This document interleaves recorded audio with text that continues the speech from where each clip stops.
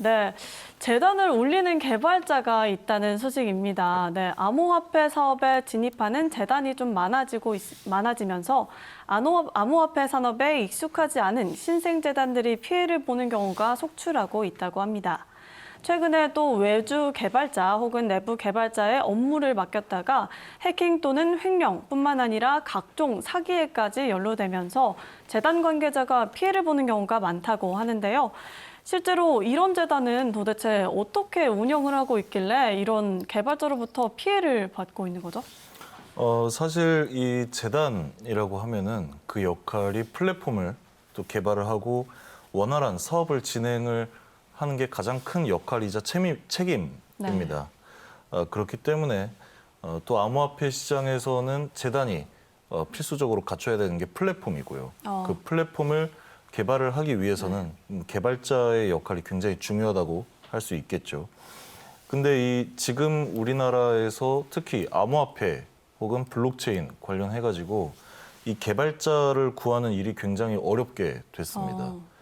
보통 뭐 중국이나 일본 이런 곳으로도 개발자들이 많이 떠나고 있는 상황이고요. 그러니까 현재 한국에서는 개발자를 구하겠다라고 하면 시간도 굉장히 많이 걸리고 또 임금 문제도 상당히 높게 책정이 되고 있기 때문에 당연히 희소성이 지금 있는 직업군이기 때문에 뭐 당연한 일이긴 합니다만 재단 입장에서는 굉장히 좀 어렵다라는 얘기가 될 수 있겠죠. 물론 사업성이 굉장히 뛰어나고 그러한 재단이라고 한다면 그 정도 비용이 충당이 될 수도 있겠지만 이제 비용뿐만의 문제가 아니라 사람이 없다. 그게 제일 큰 문제입니다. 그렇다면 이렇게 피해를 받고 있는 사례가 있다면 좀 어떤 것이 있는지 이야기해 주실 수 있을까요? 실제로 개발자가 단독으로 뭐 범행을 저지르는 경우도 있고요. 최근에는 모 재단에서 개발자 혹은 이 운영 관리하는 직원이 재단의 금액을 이더리움을 편취를 한 사건이 있었습니다. 그래서 그 사건은 지금 모 거래소, 포블게이트 거래소예요.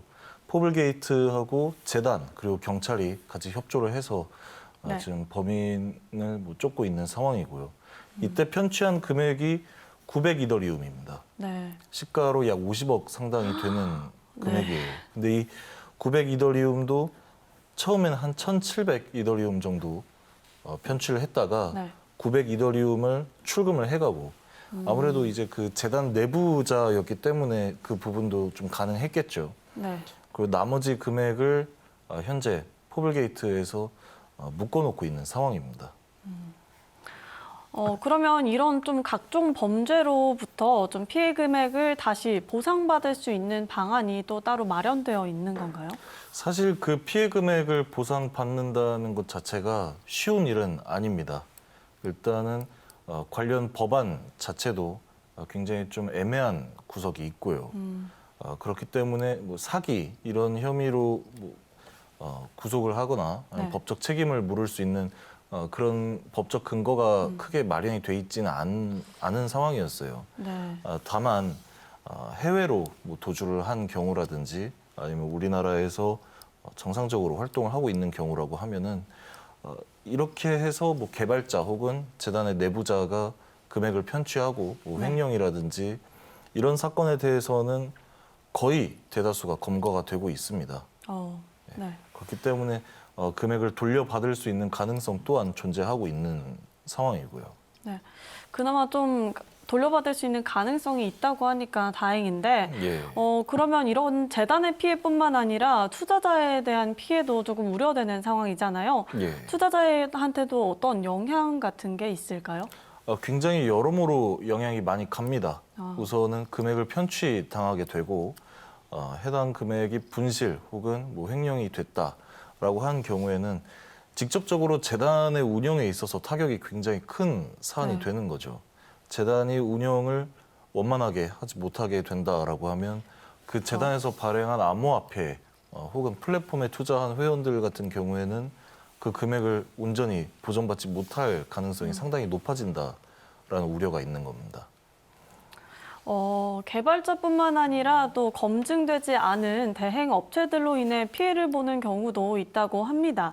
또 특히 상장을 빌미로 무려 금액을 요구하면서 원활한 상장도 이루어지지 않고 있다고 하는데요. 이렇게 상장을 대가로 좀 금액을 요구하는 브로커들 실제로 존재하는 얘기인가요? 이 브로커 관련한 이야기는 사실 뭐 지난번 방송에서도 네. 수차례 좀 얘기를 하기는 했어요.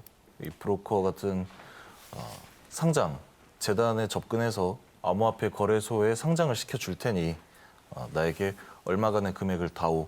그럼 내가 이 금액을 온전히 거래소에 전달을 해서 상장을 시켜주겠다. 사실 재단 입장에서는 가장 필요로 하는 게 이 상장이 되느냐, 그쵸. 되지 않느냐라는 네. 문제이기 때문에 특히 최근에 특근법으로 인해서 우리나라의 거래소 약 250여 개 되는 거래소 중에 4개만이 남고 나머지는 네. 정상적인 영업을 하지 못하는 상황이 됐죠.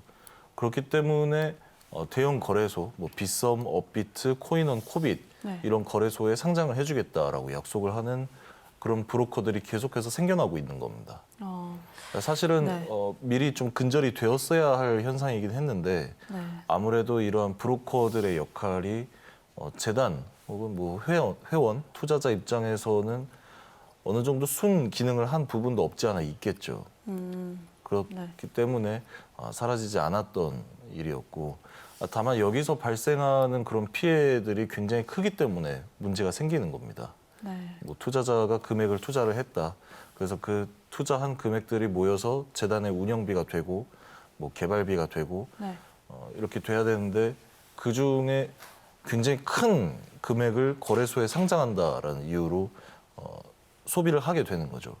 그러면 투자자들에게 가야 할 몫이 못 간다는 얘기이신 거죠? 그렇게 생각을 할 수가 있죠. 애초에 이 금액 자체가 거래소에 상장을 하기 위해서 쓰이면 안 되는 금액입니다. 구조 자체로는. 왜냐하면 암호화폐 거래소에 재단의 암호화폐가 상장이 된다라고 했을 때는 그에 따른 어떤 플랫폼에 대한 평가라든지 네. 재단에 대한 평가, 이런 평가가 우수함으로 나타났을 때 상장이 돼야 되는 부분이거든요. 그래서 거래소 차원에서 암호화폐를 발굴을 하고 상장을 시켜야 되는 사안인데 이 과정을 스킵하고 뭐 금액을 좀 전달해주고 상장을 한다라고 하면 장기적으로 봤을 때 거래소에도 안 좋고 투자자에도 안 좋고 재단에도 안 좋은 네. 상황이 되는 겁니다. 그러면 이렇게 이게 원칙적으로 좀 상장을 대가로 금액을 요구하는 게 허용이 되는 일인가요? 사실 일반적으로 자본시장에서 이런 행위가 굉장히 좀 조심스러운 부분이죠. 분명히 불법적인 면도 있고 네. 그리고 그 금액이 온전히 목적에 맞게 거래소에 전달이 되느냐라고 생각을 했을 때 그렇지가 않는다라는 얘기예요. 네. 특히 뭐 대형 거래소라고 하면 또 그만큼 상장에 드는 비용도 굉장히 높게 책정을 하고 있고 네. 소형 거래소라 하더라도 일단 재단 입장에서는 상장을 하는 것 자체가 굉장히 중요한 상황이기 때문에 금액이 적지 않은 금액이 소비가 된다라는 것입니다. 그럼 네. 이 금액 중에 예를 들어서 당연히 수수료는 있겠죠. 수수료라든지 뭐 대행함에 따라서 그 브로커들이 챙기는 금액이 있겠지만 이 구조 자체가 혹은 비율 자체가 정상적이지는 않아 보인다라는 것입니다. 네, 이렇게 금액을 요구하는 게 좀 비정상적인 행위다라고 말씀을 해주셨는데 개발자나 대행업체 등 각종 사유로 피해를 입는 경우가 상당히 많잖아요. 예. 그래서 재단 차원에서 좀 이런 피해를 방지할 수 있는 방법이 따로 마련되어 있을까요? 우선 개발자라든지 또 대행업체라고 한다고 해서 무조건 나쁘게 지금 볼 사안은 아니에요. 제가 네. 오늘 이야기를 그렇게 했다고 해서 굉장히 실력을 가지고 열심히 해주시는 개발자분들도 많으시고 그렇죠. 저도 뭐 암호화폐 업계에서 근무를 하면서 굉장히 좋은 개발자분들도 많이 만나봤어요. 그 네. 자신의 어떤 작업이라든지 아니면 어떤 기술을 형성하는 데 있어서 나름대로의 자부심과 철학을 가지고 또 일을 하시는 분들도 많기 때문에 네. 그런 분들은 당연히 뭐 존경받아야죠. 대행업체라 하더라도 그 대행업체가 정말로 필요한 서비스, 그 재단이 쉽게 할 수 없는 그 일들에 대해서 합법적인 선 내에서 도와준다, 일을 네. 해준다라고 한다면 사실 그것만큼 뭐 칭찬한 일이 또 어디 있겠습니까? 그렇죠.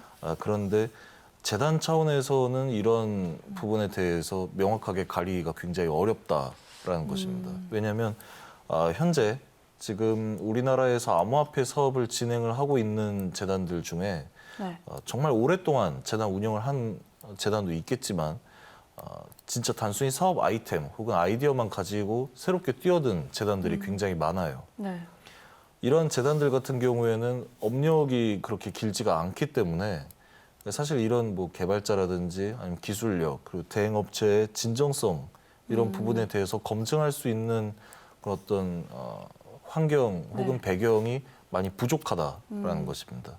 그렇기 때문에 이런 부분들에 있어서 재단 차원에서 좀 더 열심히 리서치도 해보고 네. 뭐 회원들의 얘기도 한번 들어보고 그렇게 하면서 뭐 개발자라든지 대행업체들을 선정하는 데 있어서 좀 많이 따져봐야 된다라고 할 수가 있겠죠.